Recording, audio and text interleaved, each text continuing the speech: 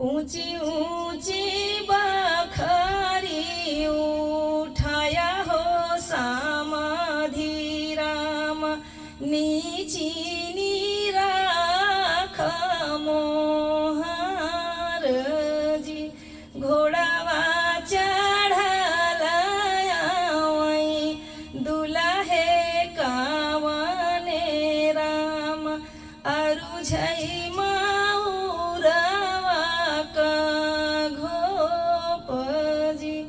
भीतराही बाटियों की बहरे दुलहिना देई, लोकी लेती माहुरे का घोप जी। कैसे कालो की स्वामी मऊरे का घोपवा, खड़ा बाटे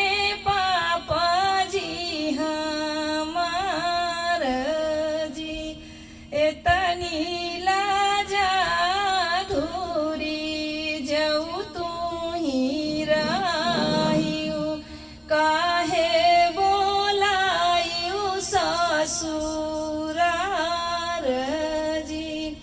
हमारे बोलाए नहीं आया मोरे स्वामी, पापा के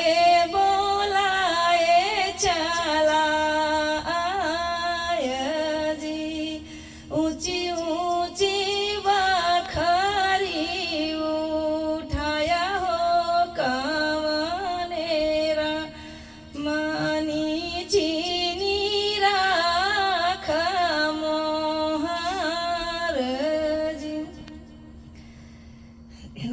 घोड़ावा चढ़लया वहीं दुल्हे कावने राम, अरु झई माहुरवा का घोप जी। भीतराही बाटियों की बहरे मोरी धनिया, लोकी लेती माहुरे का घोप जी। कैसे कालो की स्वामी मऊरे का घोपवा, खड़ा बाटे चाचा जी हमार जी। कैसे कालो की स्वामी मऊरे का घोपवा, खड़ा बाटे भैया जी हमार जी। एतनी लाजा धूरी जब तू ही रहियू, काहे बोलायू ससुरार जी। हमारे बोलाए नहीं आया मोरे स्वामी, चाचा के बोलाए चला जी।